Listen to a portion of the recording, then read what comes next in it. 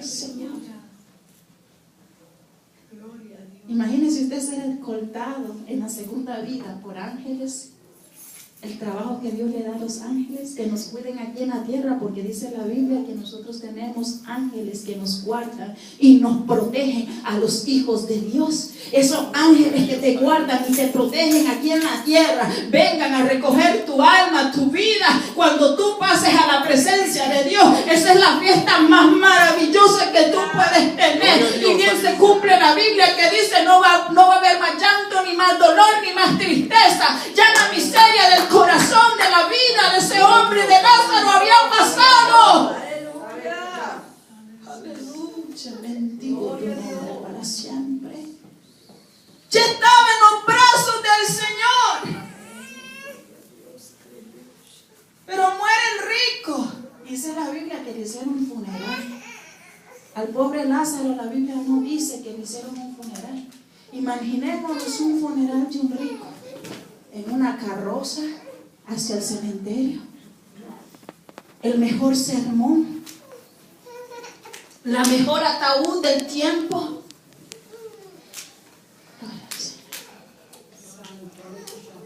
El mejor speech que haya tenido cualquier persona, y que al final de esas palabras que dieron hacia ese buen hombre, el historial de toda su vida desde que nació hasta ese último momento. Se me imagina que en ese speech o en ese mensaje que dieron acerca de la vida de ese hombre, dijeron: y nos invitaba a los banquetes y comíamos, era bueno, se despojaba y bailábamos y gozábamos y nos dábamos la gran vida. Tantas recámaras que tenía en la casa de él, que nos prestaba hasta las recámaras. Yo me estoy suponiendo, porque es de suponerse. Si usted va a una fiesta pagana o a una fiesta de una persona que no tiene temor de Dios, usted va a encontrar toda clase de cosas que se practican ahí. Droga, porque eso es lo que aparentemente trae la alegría.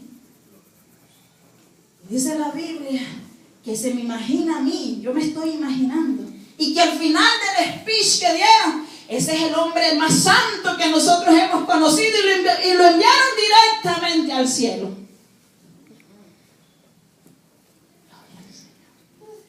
Pero qué triste que cuando este hombre rico muere, su alma no fue escoltada por ángeles, sino que fue a un lugar de tormento por los siglos de los siglos.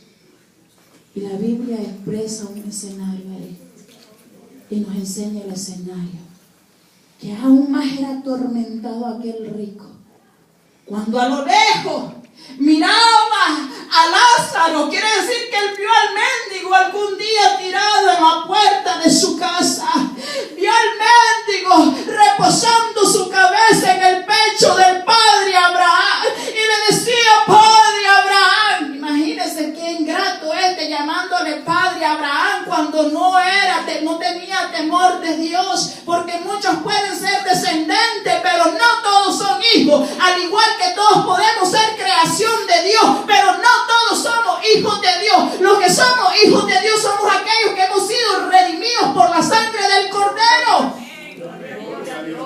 Porque muchos creen que por el ser creación de Dios todos ya somos salvos, y la verdad de las cosas que no es así. Aleluya.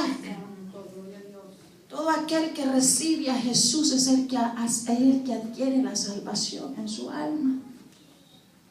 Y que aquel que vive en temor, gloria al Señor de Dios.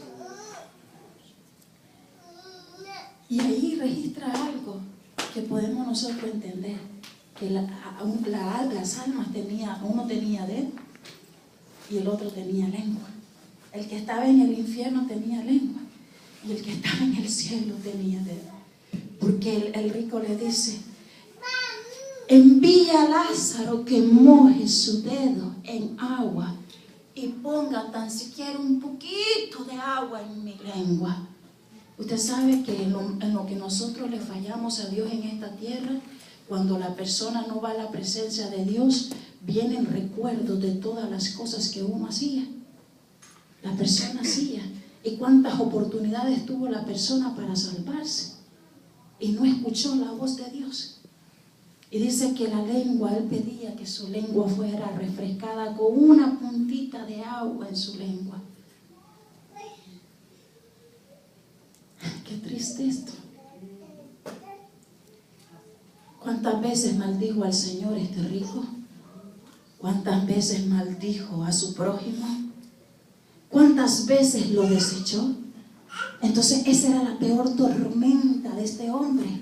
Era el peor tormento. Y el padre Abraham le dice, le niega y le dice: no, en tu vida tú tuviste bienes, tuviste bendiciones de Dios, tuviste todo lo que estaba a tu alcance, no lo supiste aprovechar, en cambio te ensoberbeciste. Yo me estoy poniendo en el lugar del padre Abraham. En ese lugar no hay favor de Dios. Ahí ya no hay favor de Dios. No se pueden hacer peticiones. Cuando una persona pasa al lugar de la eternidad con Cristo o a esa eternidad sin Cristo, ya no tenemos opción. Ya no hay opción en la vida del hombre. Ahora, ¿quién pide? Es que nosotros tenemos opción para buscar la salvación en Dios. Y el padre Abraham le negó el ser mojado. Y entonces le dice, al ver que el padre Abraham le negó la petición, le dice: pues haz que resucite Lázaro y vaya a mis hermanos y les haga ver que este lugar existe, para que ellos tampoco perezcan en este lugar. ¿Por qué será que él no le pidió: permíteme a mí resucitar para ir? Imagínense ustedes que alguien después de muerto resucite en una familia que no tiene temor de Dios. Comienzan a andar como locos en la casa, porque ellos no creen en el poder de la resurrección. Nosotros sí sabemos que Dios puede resucitar, puede levantar los muertos, puede dar vida al que no la tiene. Nosotros creemos en la resurrección porque hemos creído también que nuestro Señor ha resucitado y está a la diestra ahora del Dios Padre. Gloria al Señor, intercediendo por todos nosotros los pecadores. Aleluya. Por eso es que él no le pidió ir a él, y también porque no lo iban a creer. Y entonces el padre Abraham le dijo: si no creen a los profetas, tienen a los profetas, tienen a Moisés, que a ellos le tienen que oír. ¿Quién dice que levantándose alguien de los muertos estos van a creer? Porque en ese momento a Jesús se le acercaba el día también de su muerte. Y él sabía que ni aún muriendo Jesús, los judíos lo iban a aceptar. Como dice Juan 1, 11 y 12. A los suyos vino, mas los suyos no le recibieron. Pero a los que le recibieron, les dio potestad, les dio derecho de ser hijos de Dios. Él sabía, Jesús, que aunque él resucitara de los muertos, no iba a ser aceptado por los judíos. Y esta parábola el Señor se la deja ver a ellos para hacerles ver la ceguera espiritual en que ellos estaban. Y que ellos tenían que tomar decisiones en su vida. Gloria al Señor. La palabra de Dios juzga como pecado todo aquello que uno sabe que es malo y que a Dios no le agrada. Santiago 4:17 dice: el que sabe hacer lo bueno y no lo hace, le es pecado. El no tener compasión es una razón poderosa del castigo eterno. Mateo 25, 42 al 46, le dice el Señor a esas personas que lo seguían: porque tuve hambre y no me diste de comer, tuve sed y no me diste de beber, fui forastero y no me recogiste, estuve desnudo y no me cubriste, enfermo y en la cárcel y no me visitaste. Entonces ellos le responderán: Señor, ¿cuándo te vimos hambriento, sediento, forastero, desnudo, enfermo, en la cárcel y no te servimos? Y el Señor le respondió diciendo: de cierto os digo que en cuanto no lo hiciste a uno de estos más pequeños, tampoco me lo hiciste a mí. E irán estos al castigo eterno y los justos a la vida eterna.